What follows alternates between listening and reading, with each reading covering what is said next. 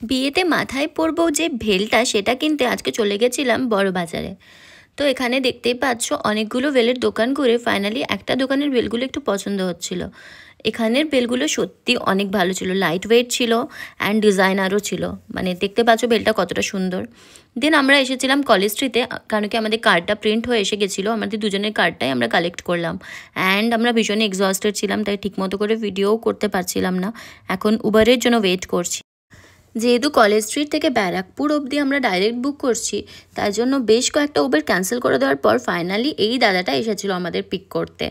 আমরা চলে যাচ্ছি, আমি তোমাদের সাথে শেয়ার করছি যে কোন কোন জায়গাগুলো থেকে আমরা মানে শপিং করেছি বিয়ের জন্য।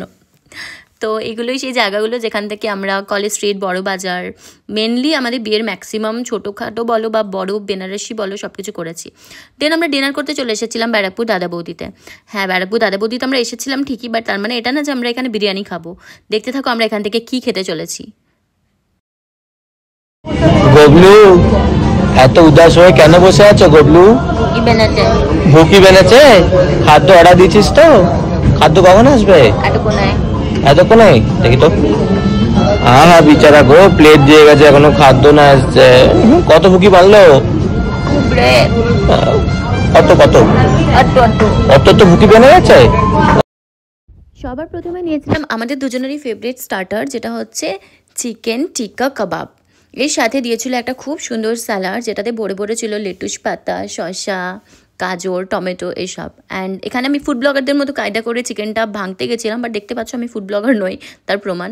দেন আমাদের এখান থেকে all time favourite, basically or favourite, mixed fried rice and chicken ভর্তা নিয়ে নিয়েছিলাম।